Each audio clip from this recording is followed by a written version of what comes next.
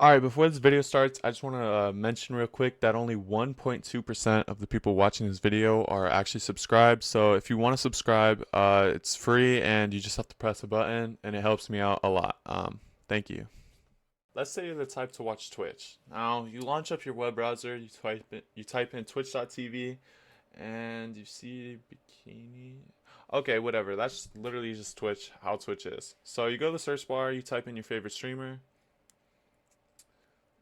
and then you have to press a button to start watching, and then you change the quality, obviously, and then you look at your ad blocker. You have to block a bunch of ads on Twitch, and then you look at your system monitor, and it's a lot.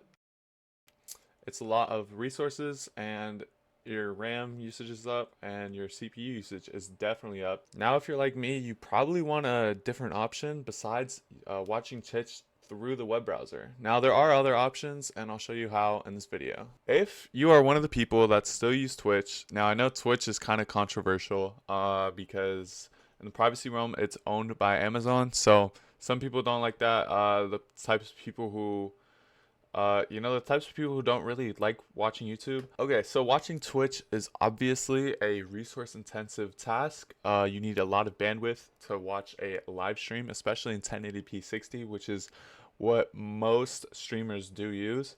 But if you are on Linux and you want to have a better experience with watching Twitch, there are ways around it, right? There are ways where you can use free and open source software to watch Twitch. Now, if you're like me and you're an Arch, there's a lot of ways that you can do this. This is just a VM that I spun up. It's only using about 300 megabytes at the start. If you saw when I was opening a web browser with Twitch, watching a stream, there was a lot of resources being used. Both my CPU cores were being pretty much 75 to in between 50 and 75%. And I was using about 1.6 gigs of RAM. But there are ways to watch Twitch without needing to open a web browser when logging in and doing all that stuff. So one way is you can do MPV on Arch. You can just do sudo pacman-s MPV. I'm going to assume that most of you guys have that installed. Okay, now once you have MPV installed, make sure you want to have YouTube DL installed. If you saw my earlier video, I'm gonna try it with just base YouTube DL because that's what I'm gonna assume most people will have installed. Okay, so MPV, there's an optional dependency for YouTube DL. This will be able to help you watch YouTube videos through MPV and Twitch streams through MPV. So once you do that, you can open a web browser or a terminal and type in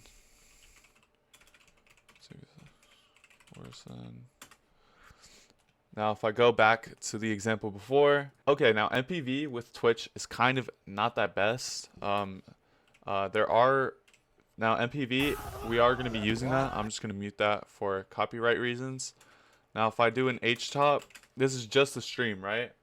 It's using 1 gig of RAM. Now, keep in mind, I do have other things online. I do have a.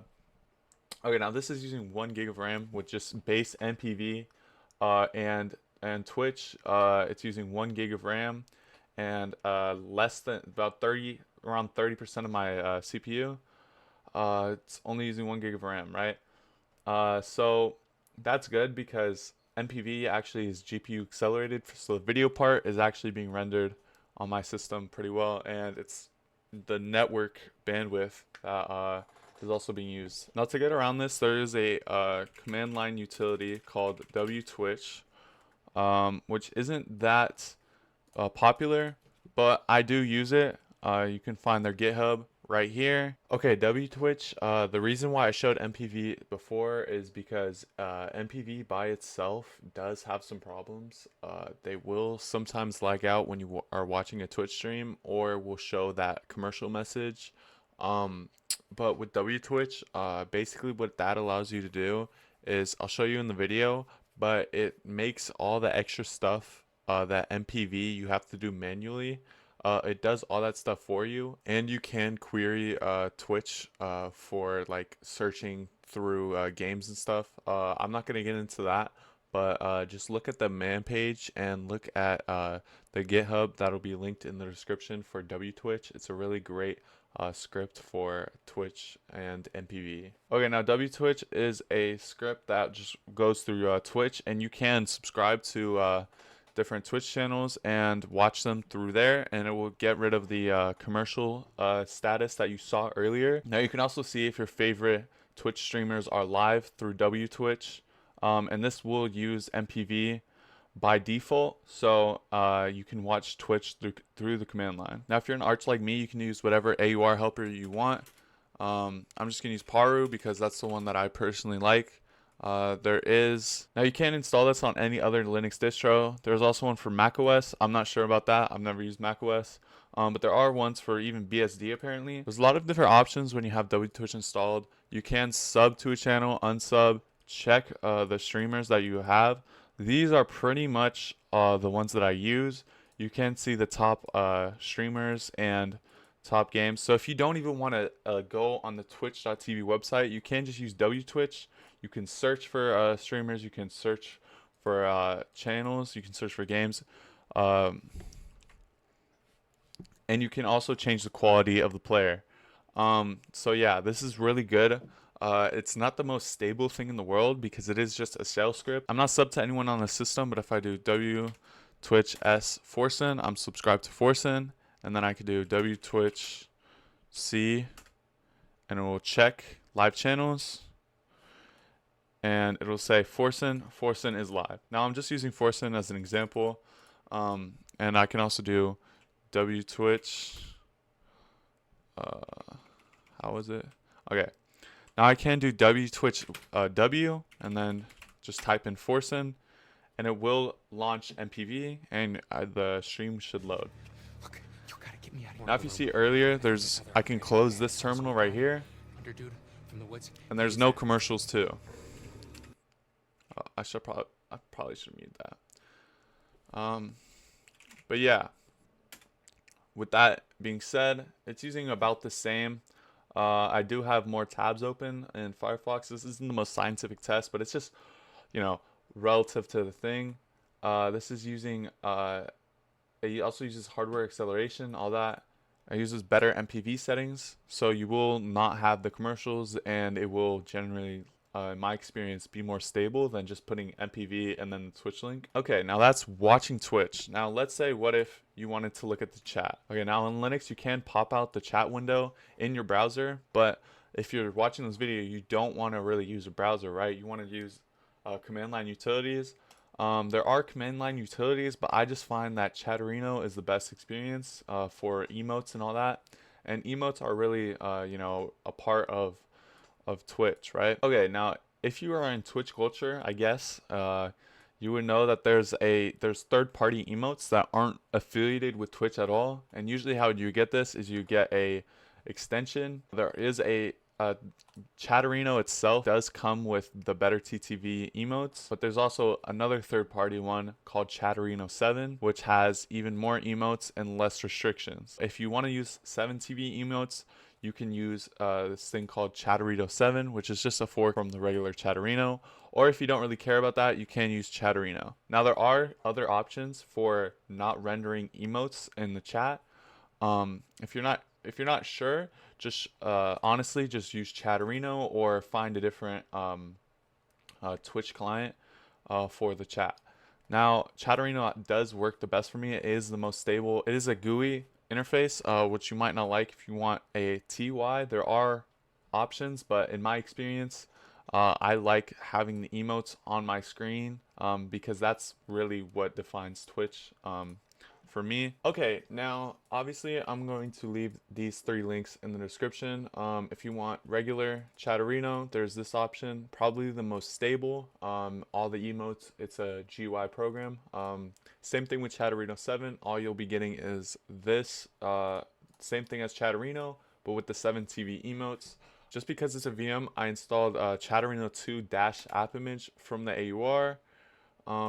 And I already have it installed, so if I run Chatterino. Okay, now if I run Chatterino, it should look something like this. You can do control and then scroll to zoom in and out. You can add a channel through this. Now I'm not gonna go too deep into wtwitch and chatterino since they're both pretty much and MPV as well. I'm not gonna go too deep into them because this is more of a guide on how to watch Twitch through the command line. Just a couple things. I like the all black theme, and usually I just keep the rest the same. I don't like timestamp, whatever. I'm not going to go too deep into that. So if I go back, and also the text is really messed up since this is a virtual machine, I can zoom back out, and this is the chat. If I go back and I do wtwitch watch forcing,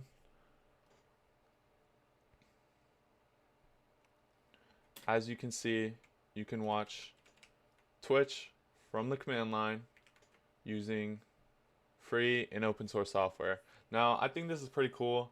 Obviously, I'm not signed into anything. You can sign in and chat if you're one of the people who like to active or be in Twitch chat. Now, there aren't ads with this. I do have a ad block on my network, so I don't really get ads. You're not using a web browser to do this, and let's just check our usage. Less CPU usage since we're using the video encoding of MPV, and we're using 1.3 gigs of RAM. Now this is not really accurate because I do have Firefox open. This isn't really a scientific test, but for the most part it is less CPU usage and pretty much less RAM usage than if I were just to use a web browser. With wtwitch you can check if your favorite channels are live. You can also do that through chatterino itself, and you have all the benefits of MPV if you're into that, and you have your chat right here. If you want to learn more about wtwitch, you can just do man wtwitch or just press wtwitch in your terminal.